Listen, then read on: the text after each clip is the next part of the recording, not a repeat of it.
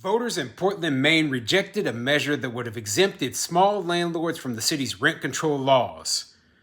I'm Tony, and this is Real Estate Investing and Landlord News.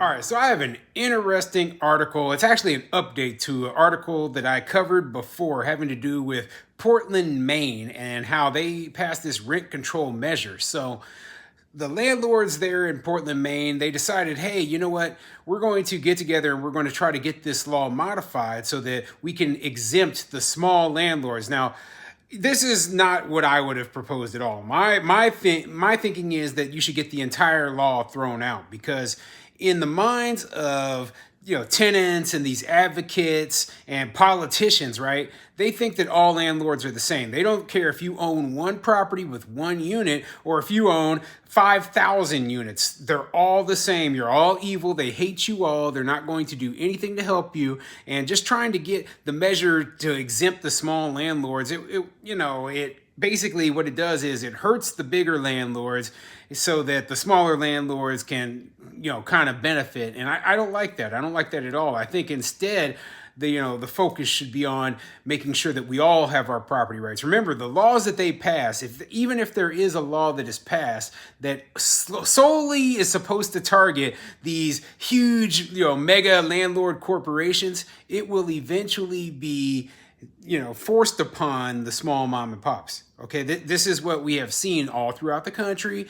And every time they pass these rules, they start saying, oh, well, it isn't enough. It isn't enough that it's only these big corporate landlords, because what they realize, and this is what they find out later, is that a huge number of units are owned by smaller operators, a huge number.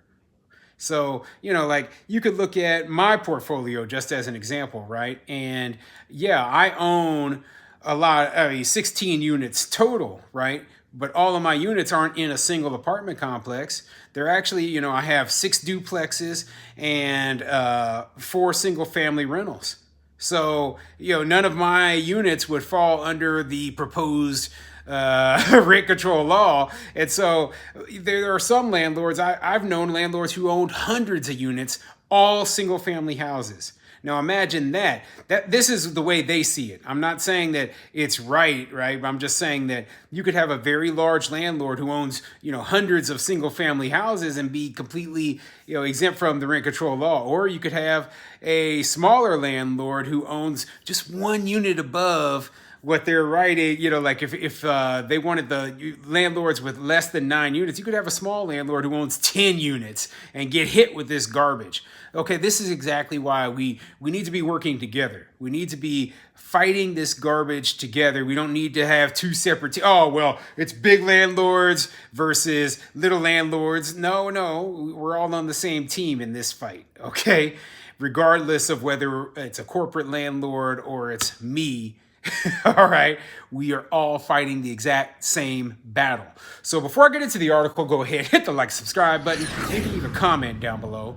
Let me know what you think. I've asked this question before, but do you believe that, these laws, they should exempt smaller mom and pop landlords and that they should go solely after these corporate landlords?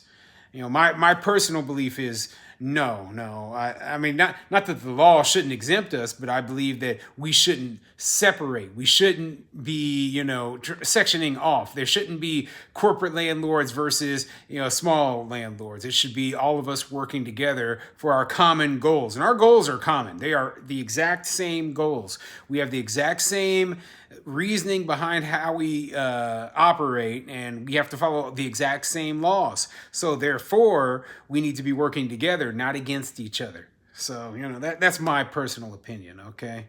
And, I'll fight tooth and nail to make sure that those big landlords don't have to suffer from under rent control either.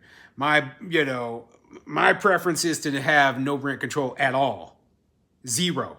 And saying, and this is why a lot of the times you'll go to a place in like California or New York, right? And you'll find landlords who, I've got no problem with rent control at all.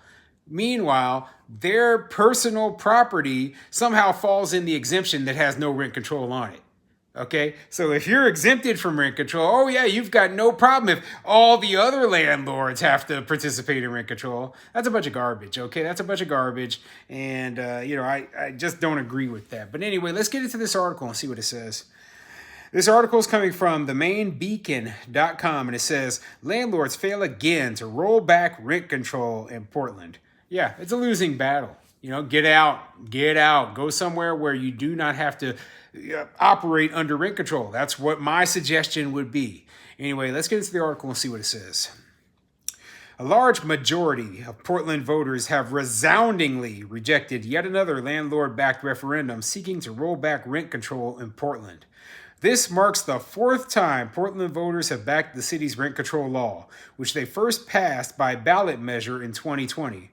With results in from all precincts, 66% of Portland voters rejected Question A, which would have exempted landlords who own 9 or less units from Portland's rent control ordinance. Hey, the writing's on the wall, okay? They don't give a crap about landlords. You've tried 4 separate times since 2020 when this rent control initially passed. It initially passed in 2020, and you've tried 4 separate times. It's failed every single time. Writing's on the wall. Sell your properties. Get out of the business. Get the heck out of there, okay? Landlords who can't get out of the business are screwed, okay? You're screwed because you're going to end up in the same position that landlords in places like New York and San Francisco are in, where they are unable to keep up with inflation in order to pay for their repairs, maintenance, insurance costs, taxes, etc., right? And they are slowly facing financial ruin, okay? And that's why I'm warning people about this. It's better to jump out now while it's early before this gets to a further stage, because rent control might not hurt at first. And this is the huge flaw that we see, right? Usually the studies that are done about, the effectiveness of rent control, they talk about, we went back 5 years later and, the landlords are doing just fine. That's 5 years. Now, I don't know about you, but, I've owned a lot of my properties for a lot longer than that. So let's look down the line 20 years. And say, hey, are landlords still able to keep up with, all of their expenses? Are properties falling into disrepair? Let's look down the line 30 years, 40. Let's keep going, okay? Because if landlords are not able to raise their rents up to a appropriate level, well, we're going to see the same thing. Like I said, we see in these other cities where properties are falling into disrepair because they can't keep up with the maintenance. They can't keep up with the capital expenditures. They're not rehabbing the units. It's ruinous long term. It is ruinous long term. Also, look and see how many new housing developments are being built. Is there enough housing to keep up with population growth? Okay, these are important questions, and they're not something that you can see in a short 5-year time span. But no, they're not going to look at that. Instead, they're going to say, oh, well, yeah, like these, Bob down here was able to stay in his housing because his rent didn't rise. No mention of the 20 tenants that don't have anywhere to live in the city because they didn't build any new housing. Okay, no mention of that at all. Anyway, let me continue. It's been 4 times that we fought for tenants' rights and rent control in the past 3 years in Portland. I think it's pretty clear that rent control and tenant protections are incredibly popular, said Buddy Moore, an organizer with the Maine Democratic Socialists of America. We hope that these attacks on tenants will stop. Yeah. The socialists, they want the government to own all the housing. They don't want private property ownership at all. They are communists, honestly. They are just straight communists, and we need to expel them. They shouldn't have any place whatsoever in a modern society, especially a capitalist society like the one we live in. Okay, these people are moronic, and they need to go. And you know what? Everybody's always looking for a free handout. Did you think for 1 second that tenants and, they were going to go in there and they were going to vote and say, hey, you know what? I think that we should allow landlords to be able to raise our rent. No, they're going to vote in their own best interest, not based on the best interests of society or the best interests of the city or any of that, right? If somebody came up to me and said, hey, are you going to vote here to make sure that your property taxes never increase again? Heck yeah, I'd vote on that, right? But the reality of the situation is, if I go outside of my house and I look around and the roads are in disrepair, you call 911, the police never show up, the schools are, super overcrowded, or maybe they're, are just super far away because they've just fallen apart. And then you ask me, well, why is all this happening? Why is everything falling apart? Well, you voted on never increasing your property taxes, and now they don't have enough money to actually provide the services that you need. And so, that's what my taxes go to. Well, it's the same with rent, okay? Your rent goes to actually maintaining these properties and keeping them in the good shape that you want. You want to live in a safe place. You want to live in a updated place with stuff that isn't broken all the time. And you want to actually have access to housing so that you can live in the city that you want to live in. But you are impeding all of those things because you can't see that, okay? And no matter how many times I sit here and explain that, I'm preaching to the choir. I'm talking to the landlords who know this stuff, all right? The tenants who don't know this, the communists and the socialists, they refuse to believe it.